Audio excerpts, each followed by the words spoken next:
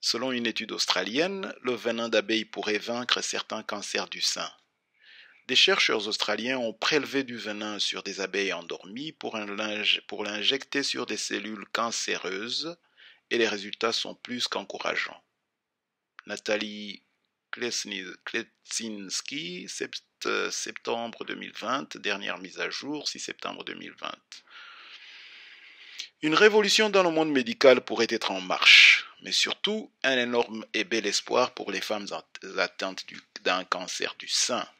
En effet, une récente étude menée par l'Institut de recherche médicale Harry Perkins, Australie, rapporte que le venin des abeilles pourrait anéantir certaines cellules cancéreuses.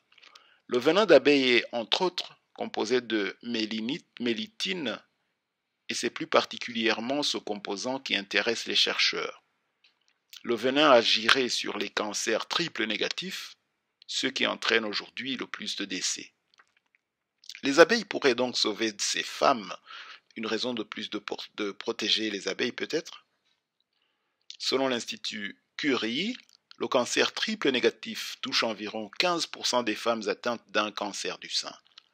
L'un des cancers les plus difficiles à soigner, tant le risque de récidive et de métastase est grand. La mélitine agirait sur les cellules cancéreuses sans atteindre les cellules saines du sein. Pour réaliser leur étude, les chercheurs ont prélevé du venin sur des abeilles endormies. Ils l'ont ensuite injecté dans des cellules cancéreuses de souris atteintes d'un cancer triplé négatif. En 1 heure de temps, les cellules étaient détruites à 100%.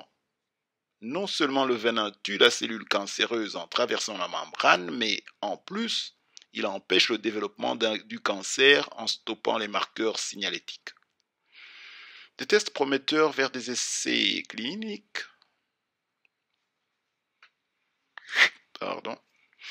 Ensuite, grâce au trou que laisse l'injection de venin, le traitement de chimiothérapie pénètre au cœur des cellules restantes. Même s'il reste encore de nombreux tests à effectuer, les chercheurs espèrent pouvoir prochainement réaliser des essais cliniques. Pour cette étude, les abeilles ont simplement été endormies au CO2 pour prélever le venin. Il sera donc peut-être bientôt possible de sauver de nombreuses femmes à travers le monde sans tuer les abeilles. On espère vivement que cette étude se transformera vite en traitement.